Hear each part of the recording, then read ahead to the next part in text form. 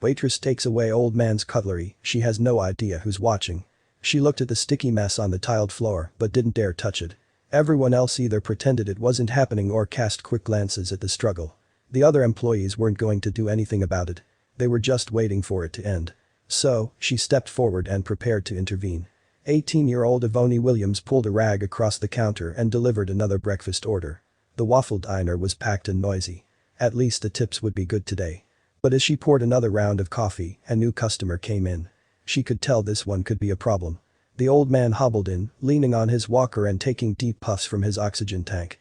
She had been a waitress long enough that she could peg the cranky ones in an instant, and this guy was extra crusty and would probably need extra attention. The servers watched carefully to see which section he would take. He wiggled onto a stool and glared at the menu.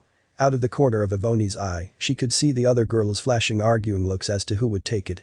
But as soon as the old man looked up and nodded to her, she knew it would be her turn. She put on her best smile, grabbed her notepad. She greeted him with the usual, chipper hello. What can I get you today? It was met with an annoyed huff and a curt answer of number 3 pancakes, ham, and eggs. She rushed the order out so there were no complaints about cold food. But then, something troubling happened.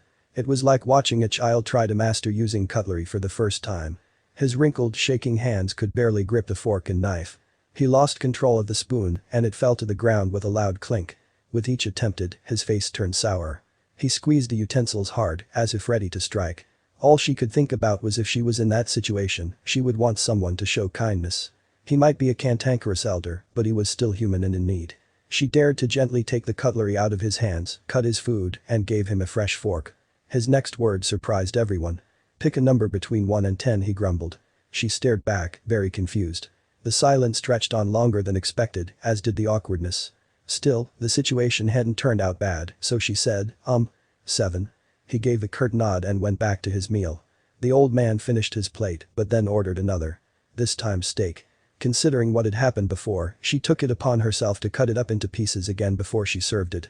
He chewed back the meal and asked for the bill.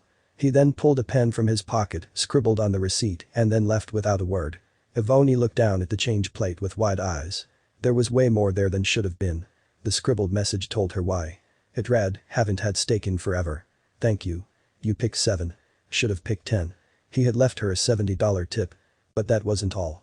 The young waitress had no idea, but another customer had been watching and filming Evony's simple act of compassion and kindness. Days later, a television crew arrived with some unbelievable news. The woman's video had gone viral, and Evony was about to get something bigger than a tip. She couldn't believe it. All she did was help someone. Between the GoFundMe contributions and other donations from all over the country, the mayor handed her an enormous check for $16,000 so she could go to school. That day would also be known as Evony Williams Day. But that wasn't all. Tears of joy already ran down her cheeks, but when she felt a set of keys placed in her hand, she broke down into sobs.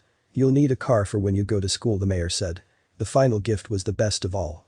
The reporter showed her a video of the old customer and the explanation of his rotten mood. Because of his severe joint pain, he was in agony all the time. It was impossible to be anything other than grumpy. He didn't mean it, but that was just the way things were. He always ate out because he couldn't cook at home anymore, and having upset serving staff was just part of his struggle. He thanked the girl again for her patience and kindness. Evony looked around the room, still barely able to speak. It was surreal. She wasn't exceptional or special in the way she treated others. Still, the returned kindness filled her up and gave her hope. She also made a new friend. The old man became a regular customer and slightly less grumpy one.